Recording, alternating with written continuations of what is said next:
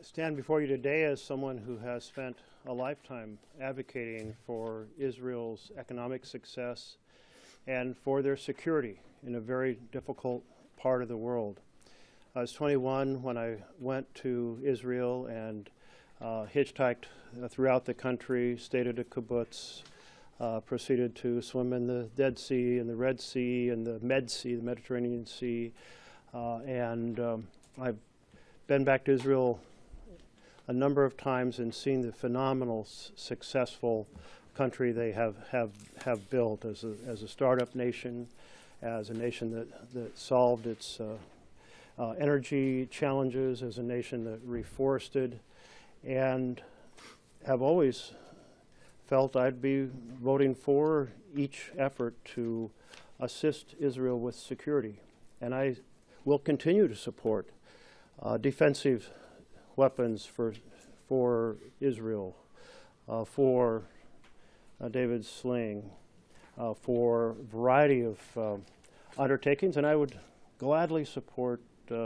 financing of a far more effective barrier that could not be easily penetrated from Gaza into Israel, giving Israel full time to respond to what happened in the horrific day of October 7th. But the Netanyahu government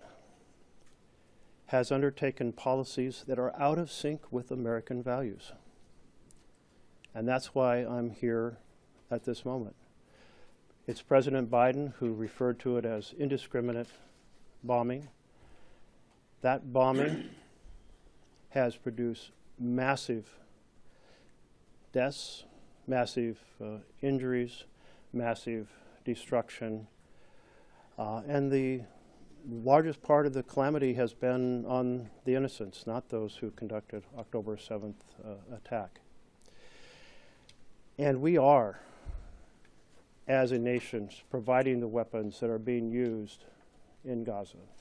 Therefore, we are, as citizens, complicit in this strategy that is out of sync with our values and out of sync with our law and out of sync with international law. Even the report that came under NSM 20, and I really applaud Senator Van Hollen for his leadership on so many things related to the Middle East, but particularly having that national security memorandum created, found that our weapon supplies were inconsistent with obligations under international humanitarian law or with practices to mitigate civilian harm. So it is important, even when we have an ally, even when there is a country that has been a close friend,